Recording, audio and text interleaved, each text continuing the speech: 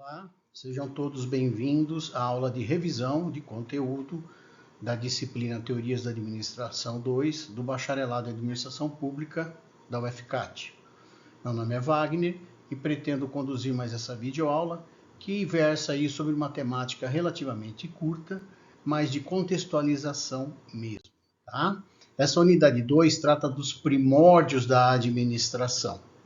Ela nos leva a refletir a administração enquanto ciência e nos constata, nos demonstra que a administração enquanto ciência ela é relativamente nova. Ela começou por volta do ano de 1900, não é? O que ocorre? Por outro lado, se nós avaliarmos, a história está cheia de exemplos de uso de técnicas, de conceitos administrativos na civilização, não é? Nós temos, por exemplo, obras que foram construídas pelos egípcios, as pirâmides, por exemplo, obras de irrigação, não é? É meio que difícil a gente conceber, que estas obras foram realizadas sem terem um mínimo de conhecimento administrativo, já que envolviam trabalhadores a centenas e milhares. Não é? A gestão de pessoas ali, de recursos, de logística, era muito presente. Fica difícil a gente conceber que a administração não estava presente. Por outro lado, nós temos também vários outros exemplos de adoção de princípios da gestão, não é? Na China, na Babilônia, na Europa, de um modo geral, não é? Na China, por exemplo, em aproximadamente 500 anos antes de Cristo, diante da necessidade de ter um sistema organizado de governo, foi elaborada a Constituição de Crow, que apresentava 8 regras de administração pública. Percebam, 500 anos antes de Cristo. Nós estamos falando de mais de 2.500 anos atrás. Na China, já se falava em administração pública. Então, fica fácil a gente entender que a sistematização, a adoção das técnicas, das regras administrativas, foram concebidas no começo do século passado, foram sistematizadas, passaram a compor um quadro como ciência, dentro da área de ciências sociais aplicadas. Mas é muito claro que esses conhecimentos não nasceram em 1900, eles vêm já de muito tempo atrás, né? A gente pode ainda lembrar, por exemplo, dos exércitos da Igreja Católica, que há muito tempo fazem uso de princípios gerenciais, muitos dos quais vigentes até os dias atuais. Por exemplo, regras de hierarquia, disciplina, que nós observamos muito presentes nos exércitos, é um preceito dentro das organizações. Hierarquia é algo muito presente nas organizações, né? No mundo empresarial e no mundo acadêmico, particularmente no campo da gestão e da pesquisa relacionada à estratégia, ocorre o emprego frequente da guerra como metáfora para analisar os adversários, derivadas de processos competitivos.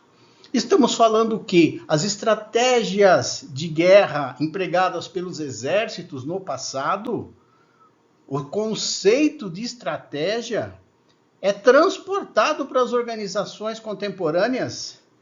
Todos nós ouvimos cotidianamente estratégia de empresa, tal empresa adotou determinada estratégia para conquistar mais clientes, tal empresa adotou determinada estratégia para expandir seus negócios, para aumentar seu faturamento. Ou seja, a base conceitual da estratégia, da visão de futuro, do planejamento do que fazer para se atingir novos patamares, novos objetivos, remonta a séculos, não é? Então, estamos falando de um pensamento antigo e, ao mesmo tempo, atual, na aplicação dos princípios de gestão e condução de organizações de produção.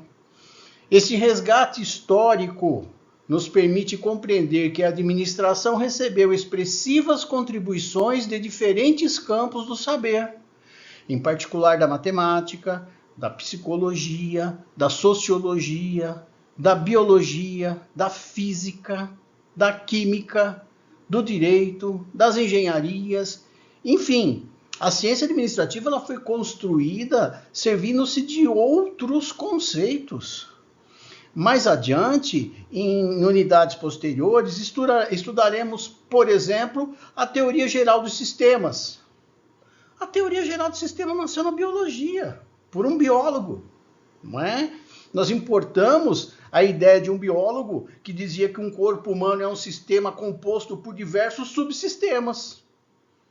Nós chamamos o corpo humano, então, trazendo para a gestão, para a administração, o corpo humano é a empresa. Tem seus subsistemas, respiratório, sanguíneo, por aí vai.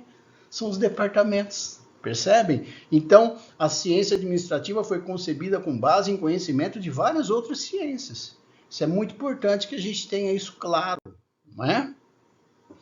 E, por fim, a interpretação das transformações ocorridas no pensamento da administração, enquanto campo de estudo, passa obrigatoriamente pelo resgate das contribuições dos filósofos da organização da Igreja Católica, da organização militar e das revoluções industriais e da informação.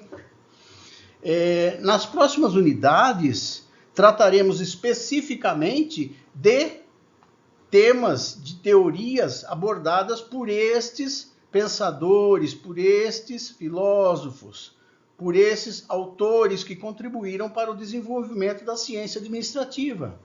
Trabalharemos uma perspectiva histórica, um resgate histórico do que foi feito, do que aconteceu a partir de quando tivemos a iniciação da ciência administrativa reconhecida, lá por volta dos anos de 1900. Nós vamos falar um século, tá, de desenvolvimento.